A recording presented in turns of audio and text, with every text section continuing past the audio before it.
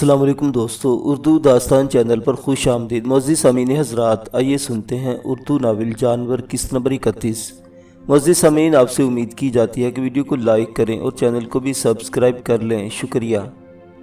ज़ोबर मियाँ ने मुझसे पूछा था कि क्या मैं पाकिस्तान वाले किसी स्मत बंगश को जानता हूँ, और मैंने बेताबाना बढ़कर इनके हाथ थाम लिए थे। कहाँ हैं वो, कैसे हैं वो, मेरे बाबा हैं, खुदा के लिए बताओ कैसे हैं।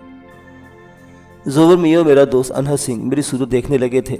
वालिद ने तुम्हारे? ज़ोबर मियाँ ने पूछा। मैंने कहा हाँ। हद ही हो गई बुई। अनहद सिंह बोला, कहाँ हैं, कैसे हैं? ज़ोबर मियाँ ने हाथ उठाकर तसल्ली दी। ठीक होंगे, सब खैरियत होगी, हौसला रखो। इस वक्त ये कहना मुश्किल है कि कहाँ होंगे। मैंने 15 रोज़ पहले इनका नाम सुना था, सही नाम तो अब तुमसे सुना है। 2 हफ्ते पहले मेरे मौलिज डॉक्टर अदनान फजल ने, जो उधर चीफ मेडिकल ऑफिसर भी लगा हुआ है, मुझसे मोंगजू के बारे में पूछा था कि क्या इसकी रिश्तेदारियाँ इस पाकिस्तान में भी हैं। मैंने ज़ोबर को बात पूरी न करने दी। मुख्तसर बताओ, मेरे बाबा कहाँ हैं?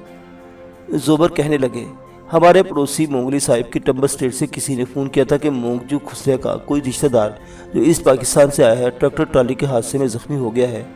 मोंगली स्टेट में इस वक्त कोई डॉक्टर नहीं है, इसलिए हम मरीज़ को भेज रहे हैं। आप अपने डॉक्टर को कह दो कि इसे अटेंड कर ले। मैंने पूछा, बाबा ज़ख्मी हो गए थे, कैसे?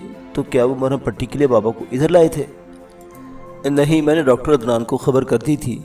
जब बहुत देर हो गई, मरीज़ नहीं आया, तो उन्होंने मुझसे पूछा।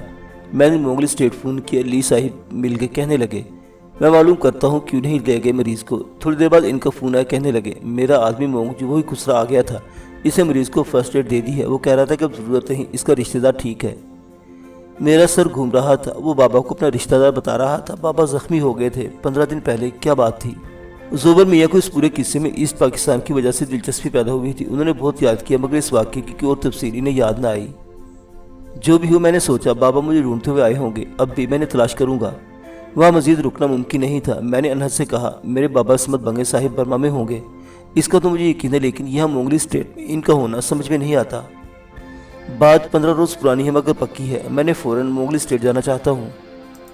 अनहद बोला, सिर्फ मैं नहीं दोस्त, असी दो ही चलेंगे। ज़ोबर मियाँ ने कहा, आप दोनों ही क्यों, हम भी चलेंगे। ज़ोबर मियाँ ने जिस तरह हमारी मदद की थी और जितने शौक़ से वो हमारा साथ देना चाहते थे, इसको देखते हुए उन्हें रोकना कुछ अच्छा न लगा। मगर हम अचानक और कम आदमियों के साथ ली साहिब की जायदाद में दाखिल होना चाहते थे, और ज़ोबर मियाँ का मिजाज देखते हुए मुमकिन नहीं था। वो अपने खोज लगाने वाले कुत्तों और मीज़ू ट्रेनर को साथ ले जाने का इरादा जाहिर कर चुके थे। एक ड्राइवर, एक गनमैन तो साथ ही रहता था। इतने आदमियों को जुलूस लेकर वहाँ जाने में बहुत काम बिगड़ जाते। मैंने अनहद सिंह साफ लफ्ज़ों में कह दिया कि ली स्टेट में अभी और बस हम दोनों ही दाखिल होंगे। अनहद का ड्राइवर अर्दली, जो शुरू ही से लेकर जीप हमारे साथ चला था, इसने भी इसे रोक दिया था। अनहद ने इसे ज़ोबर मियाँ की विला में रोक कर हमारे बुलावे या दूसरे किसी हिदायत का इंतज़ार करने को कहा। खामोशी और राजदारी से अनहद और मैं ज़ोबर स्टेट से निकल गए। बाबा के बारे में परेशान करने वाली खबरें सुनकर मेरा दिल डूबने सा लगा। वो ज़ख्मी हो गए थे, क्या वो मोंगजू बदमाश के किसी फ्रेम में आ गए थे, जब भी मोंगली जायदाद में देखे गए हैं? मैंने सोचा, ये बात अब बिल्कुल तय हो चुकी है कि मोंगजू ही हमारा वो नामालूम दुश्मन है जिसने हमें भटकाया है, और मेरे बाबा के बारे में वही बता सकता है, और ज़ाहिर है रशना और रुखसाना के बारे में भी वही बताएगा। अनहद ने कहा, यार खान साहिब, इतना मतलबी बंदा है खुसरा कि मुझे समझ नहीं आ रही। जब भी मैं इसकी गर्दन से पकड़ूंगा तो उस मारपीट करने को खुद को किस तरह रोकूंगा। मैंने इसे समझाया कि नहीं, इसे ज़ाहिर नहीं करना, सच्ची सच्ची बातें मालूम करना है, और जल्दी। हम दोनों ज़ोबर स्टेट से आंधी तूफान की तरह चलना चाहते थे, लेकिन ये आसाम का वो इलाका था जिसे आसानी से आसामी कोह मरी कह सकते हैं। फ़र्क इतना समझ लीजिए कि मरी की पहाड़ियाँ एक मौसम में बर्फपोश हो जाती हैं। ये जनूबी खित्ता है। सर्दी बेशक होती होगी, मगर बर्फबारी का कोई मौसम कभी नहीं आता। ढलान पर अनहद सिंह बहुत मुहारत और होशमंदी से ड्राइविंग कर रहा था। अनहद की सेट से निकलते हुए हम अगवा की जाने वाली लड़कियों की तलाश में चले थे। एमरजेंसी बेशक थी, मगर ऐसी शिद्दत और तशवीश नहीं थी जैसी अब थी। अनहद ने मुझे गाड़ी नहीं चलाने दी। कहने लगा, तुम सुकून से रहने की कोशिश करो और सोच समझ के मंसूबे बनाते रहो कि किस तरह मोंगजू खुसरे पर अचानक वार होकर इससे कुछ की जाए। वो बुज़दिल और अय्यार है। अगर हमने सही दबाव नहीं डाला तो बाबा के बारे में इससे सही मालूमात हासिल नहीं हो सकती। मैं बता नहीं सकता कि रास्ता कितनी बेताबी और परेशानी में तय किया। काकसिस बाज़ार से निकलना और इस पाकिस्तान में बहन भाइयों और माँ बाप के साथ गुजरा हुआ वक्त याद आ रहा था। काकसिस बाज़ार के बाद से जो परेशानियाँ झेली थी, इस वक्त वो ज़हन से मैं जैसे महव हो गई थी। बस अब एक ही लो लगी हुई थी। बेताबाना हर संगे मील की तरफ देखता था कि मोंगली स्टेट अब कितना और कितना फासला रह गया है। इस लंबे रास्ते में अनहद मुझसे बस इतनी बात की जितनी कि ज़ोबर मियाँ विला में हंगामी तौर पर साथ ली की पिकनिक बास्केट से एक सेब निकाल कर इसने मैं तो लुढ़काते हुए धीरे से कहा, ले दोस्ता सेब खा। वो खुद भी रास्ते पर सोचता हुआ आया था। दिन निकलने वाला था, सर्दी में बहुत खफीफ सी कमी हुई थी। हम समझ रहे थे कि ली साहिब की स्टेट तक पहुँचते पहुँचते रोशनी हो जाएगी और सर्दी में खासी कमी हो जाएगी। वो वक्त होगा जब मोंगली स्टेट के कारिंदे ट्रैक्टर ट्रालियों में निकलने और अपने अपने इलाकों में दिन का काम संभालने की तैयारियां कर रहे होंगे। अगर इसमें 15 मिनट की भी देर होगी तो खुसरा हमें विला में नहीं मिलेगा। इसे टंबर स्टेट में तलाश करना ख्वार होता था। अनसंग मुझसे पहले ही जानता था, इसने गाड़ी की रफ्तार बढ़ा दी। सड़क कदरे हमवार और सीधी होती जा रही थी, इसलिए हमारी तेज रफ्तारी हमारे लिए खतरा नहीं बन सकती थी। ली स्टेट आ रही थी। हमने सड़क के किनारे ट्रालियों को जमा होते देखा। अभी तक मजदूरों, कारीगरों और ट्रालियों में बैठना शुरू नहीं किया था। हम ठीक वक्त पर ली साहिब की विला में दाखिल हो रहे थे। कदावर दरख्तों के पीछे से विला की खूबसूरती और चमन बंदी किसी और वक्त में मुझे अपनी तरफ खींच लेती, मगर इस वक्त तो जैसे विला का पाए बाग और तामीरात शफाफ शीशे की थी कि इनके पार मेरी नज़रें कुछ और ही देख रही थी। मैंने लॉन के आखिरी सिरे पर हल्की सी रोशनी में कुछ देखा। विला का माली झारा लगा पाइप उठाए लॉन को सवेरे ही सवेरे तर कर रहा था। अनहद ने भी माली को देखा। इसकी तेज निगाहों ने कुछ और भी देख लिया।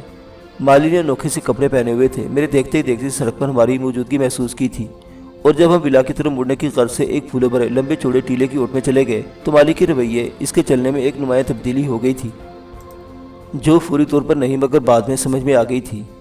वो इसी तरह लान पर झारा लगे पाइप से छिड़काव कर रहा था, मगर हमारी तरफ से पीठ कर ली थी, और इसके अनोखे लिबास में कहीं कोई ऐसी गड़बड़ हो गई थी जिसे अनहद ने नोट कर लिया था। इसने भी गरजती गुजती पंजाबी में गाल निकाली। गाड़ी ऐसा करके न्यूट्रल गेयर में डालकर मुझसे कहता हुआ, शेर खान गाड़ी संभालना, खुद छलांग मारकर रोल करते हुए गाड़ी से उतर गया। मैंने स्टीयरिंग व्हील संभाल कर गाड़ी को काबू में किया। इस वक्त तक अनहद गायब हो चुका था।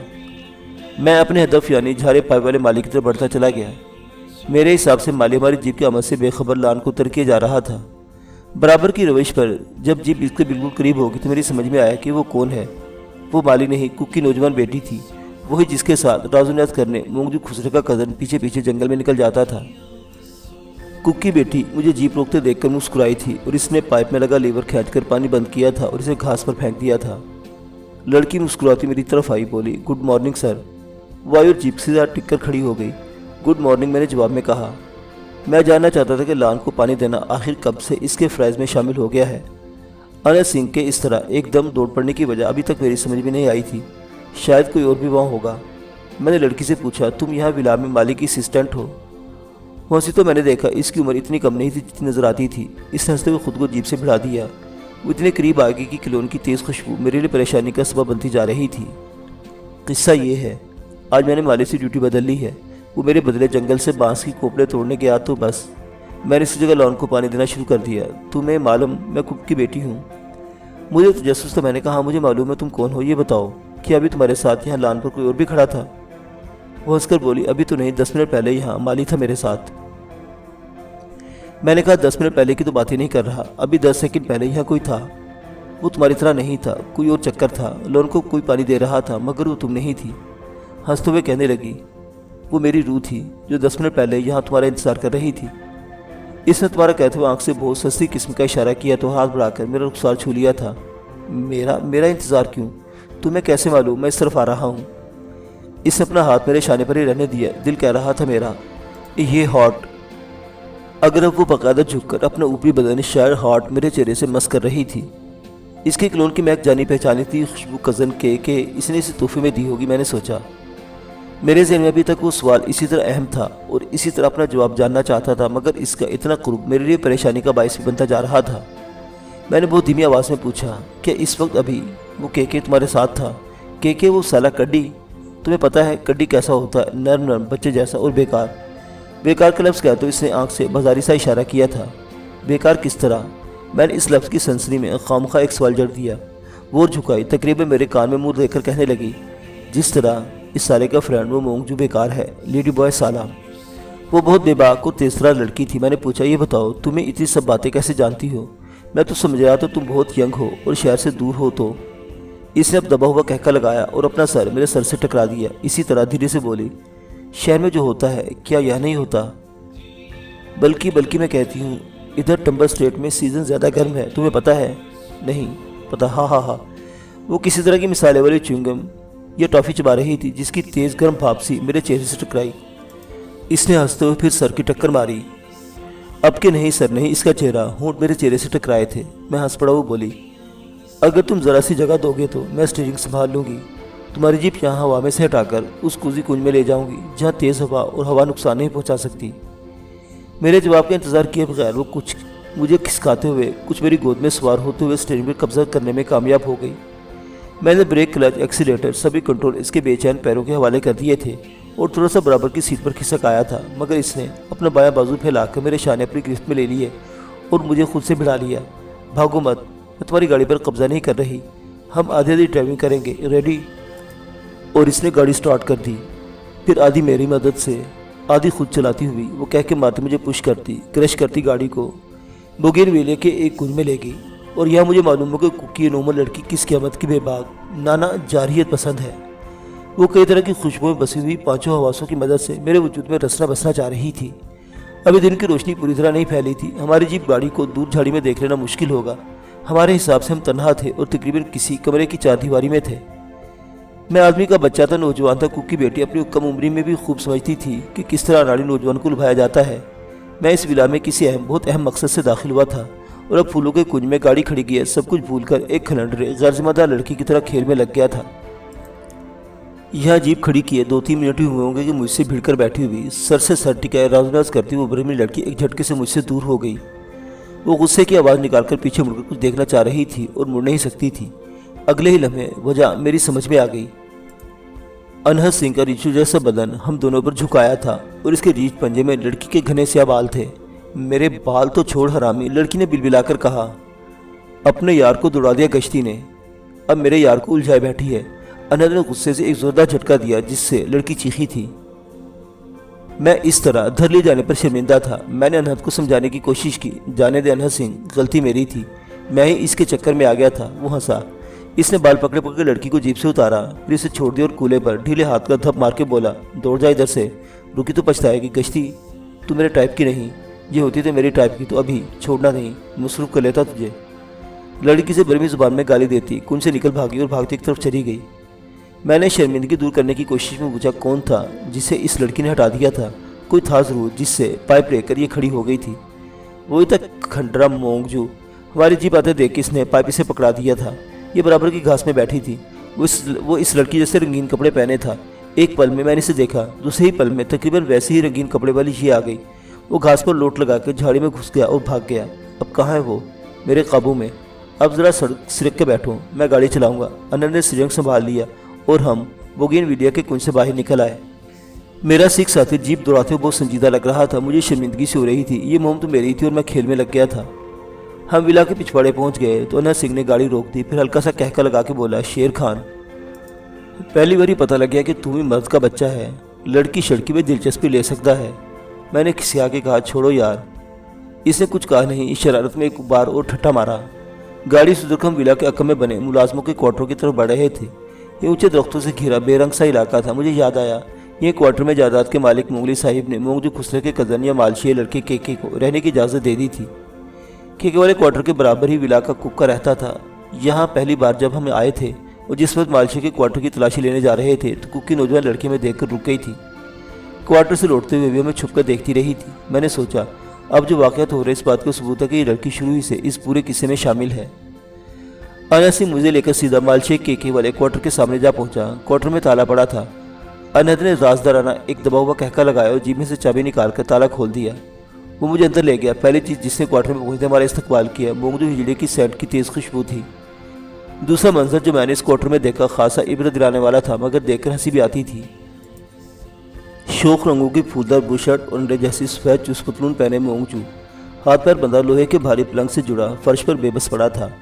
अनहद सिंह ने मोंगजू के कपड़े में मुंह ठोस रखा था और अब हमारे दाखिल होते से बेबसी से हिलना जुलना और हलक से गूंगा की आवाज़ें निकालना शुरू कर दी थी।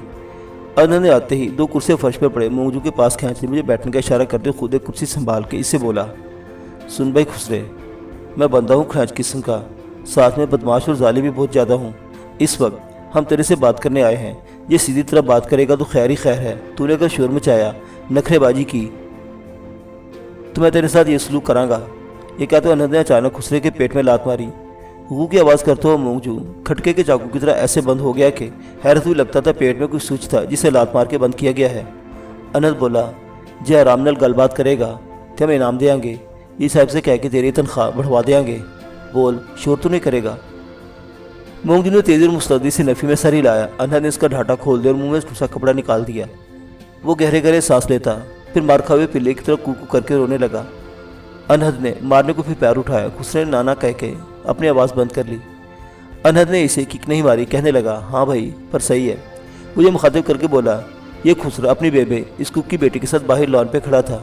मेरी जीप को पहचानता है। अंधेरे उजाले में आती हुई जीप को देखकर समझ गया कि हम लोग आ रहे हैं। फ़ौरन घास पर बैठ गया। उधर बैठी लड़की को पाइप थमा के खिसक गया। मैंने इसे खिड़की की ओर से झाड़ी की ओर से भागते देख लिया था। खामोशी से पीछे पीछे आके इसे नौकरों वाले क्वार्टर की तरफ बढ़ते देखा। ये अपने इस भाई के मालशे के कमरे में छुप गया। साथ में आपका खादिम अनहद सिंह भी चला आया। इधर इसी को बांध के डाल दिया। अब ऐसा है कि तुझसे आराम से पूछताछ कर सकते हो, कोई डिस्टर्ब नहीं करेगा। मैंने पूछा, मोंगजू बताओ, मेरे बाबा समद बंगे साहिब कहाँ हैं? मोंगजू फरियाद करती आवाज़ में बोला, नहीं मालूम। तुम ये क्या बोलते हो? मैं तुम्हारे बाबा को नहीं जानता। अनहद सिंह ने बहुत बेतकल्लुफ़ी से दोबारा इसकी पिंडी पर बूट की ठोकर मारी। खुसरे ने तकलीफ की आवाज़ निकाली तो इसने होठों पर उंगली रखकर इशारा किया कि आवाज़ नहीं निकालनी। मैंने फिर पूछा, समद बंगे साहिब कहाँ हैं? वो घिघिया के बोला, कहने लगा, मिस्टर खान, आप मंगेश का नाम सही नहीं लेते हो। मंगेश मुसलमान किधर है? वो मेरा मामा है, बुद्धिस्ट है, वो इधर ही है। आप बोलोगे तो अभी मिला देगा। हाँ।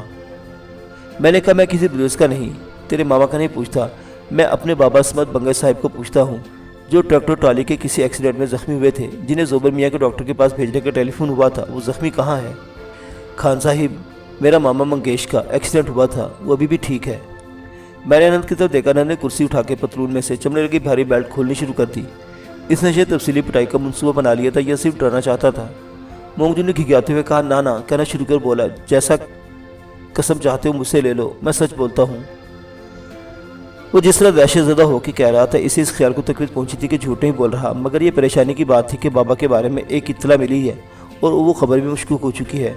मैंने अनहद को मारपीट से मना कर दिया है। फिर इस मोंगजू के बयान की पूरी तहकीक ज़रूरी थी। मैंने कहा, वो जो तेरा मामा मंगेश है, हम इसे देखना चाहते हैं। मोंगजू बोला, मेरे को खोल दो, मैं मंगेश को दिखा दूंगा। मैंने अनहद को इशारा किया। आपस में मशवरा करने की गर्ज से क्वार्टर से बाहर आ गए। अनहद का ख्याल था कि ये सोड़ा खुदरा झूठ बक रहा है। मैंने मशवरा देकर इसके बयान की तस्दीक कर लेने में कोई हर्ज नहीं है। अनंत ने कहा, ठीक है, मगर इसके हाथ बांध कर रखूंगा, सोरा भागने की कोशिश तो नहीं करेगा। जैसा कि तय हुआ तो हम मोंगजू को लेकर लोहे के पलंग से आज़ाद करके इसके पैरों की रस्सी खोल दी। इसे लेकर क्वार्टर से बाहर आए। वो मसला मिट्टी लगे कपड़ों के साथ पुश्त पर हाथ बांधे बाहर आया। इक्का दुक्का नौकरों रुक कर हैरान होकर में देखा इसे देखा। अनंत ने हाथ के इशारे से कहा कि वो जाए अपना काम करें। ऐसे क्या देख रहे हो? मोंगजू बुड़वाने लगा, ये लोग का सामने मेरे को डिसऑनर किया है, अभी आप लोग मेरे को शूट कर दो तो अच्छा है। अनहद ने आराम से कहा, जे मारनी पवी तो गोली भी मारेंगे, परवाह नहीं।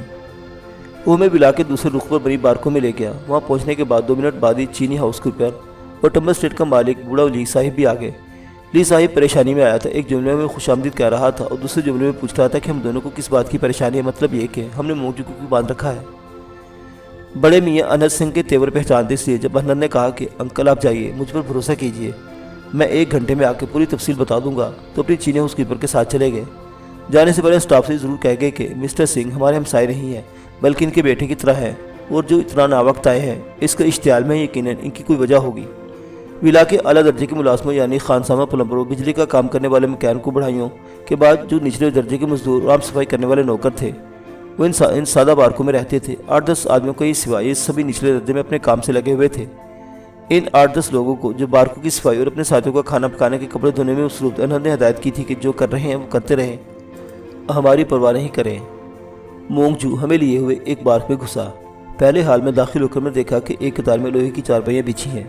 कोने वाली चारपाई पर उधेर उम्र का एक आदमी तौलिए से म्याना मैला सा कोन पहने, सीधे हाथ से स्लिंग पट्टी में लटकाए, लोहे के सिराने से टेक लगाए, बर्मी जुबान का अखबार फैलाए ऊँग रहा था। हम पुरशोर तरीके से बार्क में दाखिल हुए तो वो इस आवाज़ से चौंक पड़ा और अब अपने बाएं हाथ से अखबार तय करके की तरफ डाल दिया। मोंगजू ने इस आवाज़ बर्मी में कहा, मामा ये लोग तेरे से मिलने आए हैं। इसके मामा ने पहले नीम ख्वाबेदा आदमी की तरह है कहकर आंखें हटाई, फिर कहने लगा, मेरे से क्यों? इसकी बर्मी खालिस नहीं थी, मशरकी पाकिस्तान के सरहद से मिलने वालों की ज़ुबान थी।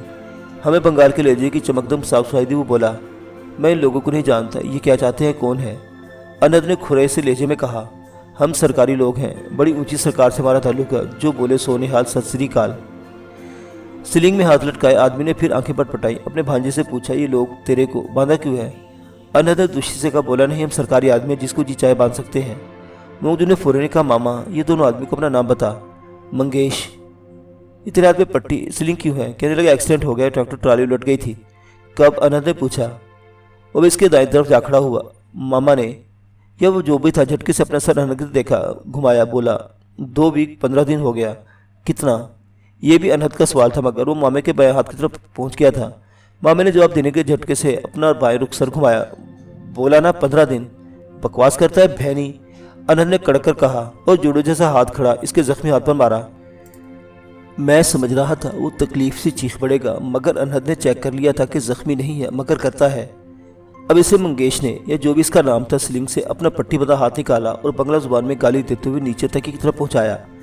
अनहद ने चीख कर खबरदार किया। मैंने झपट कर तकी की तरफ छलांग लगाई। मेरी छलांग से लम्हा भर पहले किसी ने बार के बाहर से फायर कर दिया। गोली मेरे सर से 1-1.5 इंच के फासले से गुजरी थी। मुझे यकीन है इतना ही फासला होगा, क्योंकि थप्पड़ मैंने बहुत शिद्दत से महसूस किया था। मैंने दीवार का प्लस्तर उखड़ते देखा। तके पर मेरा हाथ इस तरह जा पड़ा कि मंगेश मामे की कलाई की हड्डी मेरे खड़े पंजे की घिसर पड़ी और इसने तकलीफ से बेचैन होकर हाथ हटा लिया था।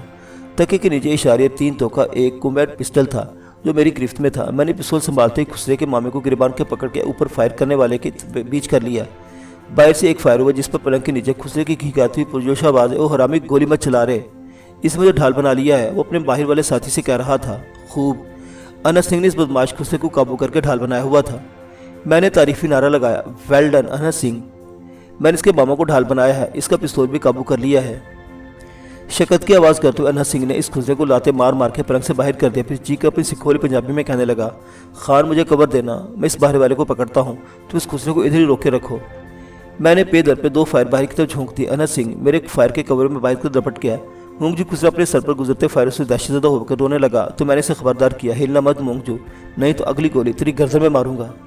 इसने फर्श पर झुके जो कि दोनों हाथ उठा दिए। नहीं नहीं खान साहिब, हिलूंगा नहीं।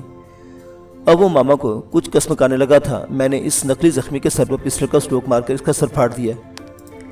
इस तरह एहतियातन इसे असली जख्मी बना देने के बाद बाहर अनहद सिंह को सपोर्ट देनी जरूरी थी। मैं इस नए जख्मी के ढीले ढाले बदन को पलंग पर छोड़कर खुसरे के सर पर छलांग मारकर इसे गिराते हुए फर्श पर आया। फिर मैंने बार के दरवाजे से नजर आते आसमान की तरफ एक और फायर कर दिया। बाहर से अनहद सिंह की आवाज़ है, ठीक है शेर खान आ जाओ। बाहर वो अपना पिस्टल सीधा किए एक उठे हुए बदन के बदमाश को हाथ उठवाए काबू में लिए खड़ा था। बदमाश के सीधे हाथ में अभी तक एक रिवॉल्वर था, मगर इस तरह के गोया खूंटी से लटक रहा था। ट्रैगर का कवर इस मुर्गी में पिरोया हुआ था। मैंने बढ़कर इसके रिवॉल्वर को काबू में किया। इसकी गर्दन में पड़े रेशमी मफलर से हाथ बांधकर इसे ठीलता हुआ पार्क में ले आया और मोंगजू के बराबर फर्श पर बिठा दिया। अनहद ने कहा, शेर खान तुम इन दोनों बदमाशों को इधर रोके रखो, मुझे बाहर एक अच्छी चीज़ नजर आई है, वो मैं इस मोंगजू को दिखाने ले जा रहा हूँ। आओ मोंगजू, दोस्त तुम्हें खूह की सैर कराएं, खूह समझते हो, कुआं कुआं। अनहद ने हाथ बंधे खुसरे को इसकी फूलदार कमीज के कॉलर से पकड़कर उठाया और ठुड्डे मारते हुए इसे बाहर ले चला। खुसरे ने ना ना ना करना शुरू कर दिया था। वो गिड़गिड़ा था, जाना नहीं चाहता था, मगर बेबस था। अगले 15 मिनट मेरे लिए ऐसे थे जैसे मैं रेडियो के सामने बैठा कोई सनसनीखेज ड्रामा सुन रहा हूँ, यानी सुनाई सब कुछ दे रहा था, नजर कुछ नहीं आता था। बाहर की आवाज़ों से वाक़या जरूर समझ में आ रहे थे, और जो वाक़या समझ में आया ये था कि अनहद सिंह ने इसे डोल चरखी से बांध के आहिस्ते आहिस्ते कुएं में उतारना शुरू किया था। वो बराबर खुशामदे कर रहा था, गिड़गिड़ा रहा था, मगर अनहद का इसरार था कि खूह की सैर तो ज़रूर करानी है। शायद 2-3 बार इसे पानी में डुबकियां देकर ऊपर उठाया कि अनहद ने इससे पूछा होगा कि आखिर वो सच्ची सच्ची बातें बताने के मूड में आ गया। मोंगजू ने हाँ हाँ नहीं नहीं करने के बाद अपनी माँ की कसमें खाई थी कि वो सब कुछ ठीक ठाक बता देगा। मिस्टर सिंह, इसे पानी में नहीं डुबोए। आवाज़ों से पता लगा कि अनहद ने एहतियातन इसे रस्सी ढीली छोड़ के आध पौन मिनट के लिए डूबने भी दिया, ताकि इसे मौत का मंजर याद रहे। फिर निकाल कर इसे भीगे चूहे की तरह काले से पकड़कर खींचते तो वापस बार्क में ले आया। मोंगजू ज़मीन पर घिसरता रोता खुशामदे करता आया तो इसका नकली मामा और हटा गुर्गा भी बहुत मुतासिर हुए। अनहद ने दिखा के एक बार बर्मी ज़ुबान में पूछा, तुम ऐसे आधे मर्द के लिए अपनी जान खतरे में डाल रहे थे जिसे नहाने से भी डर लगता है, लानत है। अनहद ने जख्मी मामा को, जिसके सर से खून बहकर जम गया था, इस दूसरे हट्टे कट्टे गुर्गे को खूब अच्छी तरह रस्सी से बांधकर बार के दूर गोश में फेंक दिया। मेरी ड्यूटी ये थी कि मैं इधर अनहद को तफ्तीश कान पर लगाए रखूँ, मोंगजू के बयान को बगौर सुनूँ और गुर्गे से छीने हुए ताकतवर रिवाल्वर से दूर कोने में पड़े बदमाश को अपनी जद में भी रखूँ। अनहद ने खुशी से पूछा, हाँ जी खुदड़े जी, आप मेरे दोस्त के वाले समत बंगे साहिब होरी को जानते हो? भीगे हुए मोंगजू ने कपकपाते हुए कहा, यस सर जानता हूँ, बंगे साहिब कहाँ हैं? सही तो पता नहीं, मारना नहीं सर। हमने इधर से 12 दिन पहले इसको बंगे साहब को रंगून भेज दिया था। मेरा दिल बेताबी से धड़कने लगा। वो जख्मी थे, अब कैसे हैं? मोंगजू मित्र मुतवज्जो हुआ। वो तुम्हारा बाबा अब ठीक होगा, मैंने बैंडेज कर दिया था। मैंने पूछा चोट कैसे लगी? मोंगजू बेबसी से अनहद को देखने लगा। अनहद ने अपने रिवाल्वर वाले हाथ को गर्दिश देकर इसका हौसला अफजाई की। वो रुके बगैर अपनी बात जवाब देता रहे। मोंगजू ने ऐसा से कहा, मेरी मिस्टेक से बंगे साहब जख्मी हुआ था। कैसी मिस्टेक? मोंगजू ने अनहद की सर को बोला, आप लोग गुस्सा नहीं होना, वो साहब हमारा बात नहीं मानता था, बस हर्ट हो गया। अनहद ने इसे कस के ठुड्डा मारा। कैसे हर्ट हो गया, खुलकर बताओ सोरे। खुसरा रोने लगा। अनहद ने फिर एक लात मारी। पूछा, तूने जख्मी किया बंगे साहब को? अपने बाबा पर इस बुज़दिल जनाने के तशद्दुद की तफसील सुनना मुझे अच्छा न लगा। मैंने अनहद सिंह को मना कर दिया, ये सपना पूछो, आगे चलो। इसने गाली देते हुए एक और ठुड्डा मारो। पूछा, रंगून में बाबा साहब किस जगह किसके पास है? वो बोला, सर मैं छोटा आदमी है, मेरी पावर कोई खास नहीं है। रंगून में एक सेंटर है, इसका सारा सेटअप है और काम मुझे पेमेंट करता है। मैं इधर कोशिश ट्राई करता रहता हूँ, अगर काम हो गया तो पेमेंट मिल जाता है। मंदर साहिब खुश हो जाता है, काम नहीं हुआ तो पैसा नहीं मिलता। साहिब अलग गुस्सा होता है। मैंने पूछा, बंगे साहिब को उधर कौन लाया था? मोंगजू बोला, ईस्ट पाकिस्तान के बीच में आया मिस्टर सलील चौधरी। ओ मिस्टर चौधरी, मुझे सुनकर हैरत क्यों होती। मुझे मालूम था वही बदमाश सलील चौधरी अपने मंसूबे की तकमील के लिए बाबा को बर्मा में लेकर आएगा। सलील चौधरी मेरे बाबा को तेरे पास क्यों लाया था? सेफ कीपिंग के लिए, मतलब है हिफाजत से। इन साहिब को इधर रखता, फिर जब चौधरी बोलता छोड़ देता। अदनान ने कहा, अच्छा तो तूने इधर प्राइवेट जेल बना रखी है। अंकल ली की टंबर स्टेट का ये हाल कर दे तुम बदमाशों ने। अनहद इसकी पिटाई करने को था मगर मैंने रोक दिया। मैं अब ये समझना चाहता था कि क्या मोंगजू मेरे बाबा को अपने पास रोके रखने के लिए सलील चौधरी से पैसे ले रहा था या ड्यूटी इसके पास बर्मी मिनिस्टर्स की तरफ से लगाई गई थी। मैंने पूछा तो इसने बताया कि ये केस तो इसे अपने तौर पर हाथ में लिया था, मगर जब इसके बाप मिनिस्टर ने मुझे यानी शेर खान को तलाश करने का काम इसके सुपुर्द किया था, वो इधर उधर की रिपोर्टर सलील चौधरी से सवाल जवाब करने के बाद से मालूम हो गया कि शेर खान समद बंगे साहब का बेटा हूँ। तो मोंगजू ने फ़ौरन अपने बाप मिनिस्टर को टेलीफोन किया। तफसील सुनाते हुए कहने लगा, फ़ोन पर ही मंतर ने मशवरा किया कि बुढ़े बंगे साहब को इधर रंगून भेजो, इसलिए कि इसके बेटे शेर खान ने बर्मीज़ गवर्नमेंट से बहुत ज़्यादा धोखा किया है। वो बोला, शेर खान तो बर्मा की जेल से भागा हुआ है। मैंने पूछा, तेरे इस मिनिस्टर का नाम क्या है जिसके पास मेरे बाबा को भेजा गया है? मुझे जो नाम बताया इस मिनिस्टर का था जिसे कॉन्टिनेंटल होटल के मैनेजर मदन बिसोला ने मेरा कुसुमिस के दादाजी का जाली पासपोर्ट बनवाया था और जब सरकारी अताब में आ गया था। रंगूल जेल से मेरे फरार होने और दोबारा बुधा विहार में घुस घेर लिए जाने फिर वहाँ से निकल जाने की वैसे ही पूरी सरकारी मशीनरी हिलकर रह गई थी। लेकिन तो झटका इस जाली पासपोर्ट वाले वजीर ने पहुँचाया था और जो खुद इसे पहुँचा था, इसकी शिद्दत को तो वही वजीर खूब समझता था, जिसका कोई अंदाज़ा भी नहीं लगा सकता था। बाबा को काबू में करके वजीर ने समझो मुझे काबू में कर लिया था, इंतकाम लेने तबाह करने के लिए। कॉन्टिनेंटल होटल से फरार होते वक्त मुझ पर जो जाल फेंका गया था, अब इसमें मेरे बाबा आ चुके थे। मैं बेबसी और झुंझल से उठकर टहलने लगा। मैं टहलते टहलते सोचता रहा कि आगे क्या करना है। फितरी तौर पर मैं अपने बाबा की तरफ से परेशान था और किसी न किसी तरह रंगून पहुंचना चाहता था। इसी बारे में सोचे जा रहा था। अनहद का ज़हन इस तरह के दबाव में नहीं था जैसे दबाव में मैं गुजर रहा था। वो ठंडे दिमाग से सोच रहा था। इसे सब चीज़ें तरतीब से याद रखी थी। इसे दोनों लड़कियां रशना और रुखसाना भी याद थी। इन्हीं को तो तलाश करते हम टंबर वालों के इस इलाके में आगे तक निकल गए थे। अनहद ने मोंगजू से पूछा कि हाँ जी, अब लड़कियों के बारे में बताओ जिन्हें स्टेशन वैगन वाले सर्कस से अगवा करके इस इलाके में लाए हैं। और ये बात पूछते हुए इसने अपने आदत के मुताबिक मोंगजू को एहतियातन एक लात भी रसीद कर दी थी ताकि वो किसी तरह की अय्यारी न करे और सच सच बता दे कि लड़कियां कहाँ हैं।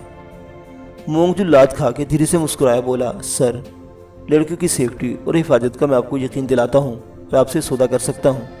अदन ने कहा, सोरे खुद तेरी हिफाजत और सेफ्टी का यकीन नहीं दिलाया जा सकता, तू क्या सौदा करेगा? फिर भी अनंत ने कहा, बको क्या बक रहे हो? मोंगजू ने सीधी सी बात कम से कम लफ्ज़ों में कह दी, जो ये थी कि मैं लड़कियां सही सलामत आपके हवाले कर सकता हूँ। आप मुझे सलामती के साथ मोंगली साहब की जायदाद से निकल जाने दें। कहने लगा, मेरे पास अपनी कार है, बस कार की टैंकी फुल करा के मैं हाईवे पर निकल जाऊँगा, अगर आप लोगों का परमिशन हुई तो। मुअज़्ज़िज़ सामीन हज़रात, शेर खान की दास्तान अभी जारी है। बकिया वाक़यात अगली किस्त में देखते रहिए उर्दू दास्तान। अल्लाह हाफिज़।